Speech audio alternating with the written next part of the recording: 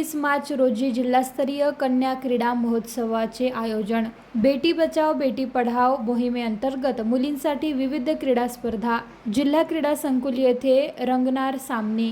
केंद्र पुरस्कृत बेटी बचाओ बेटी पढाओ मोहिमेअंतर्गत मुलींच्या क्रीडा कौशल्याला वाव देण्यासाठी बुलढाणा येथे जिल्हास्तरीय कन्या क्रीडा महोत्सवाचे आयोजन करण्यात आले आहे।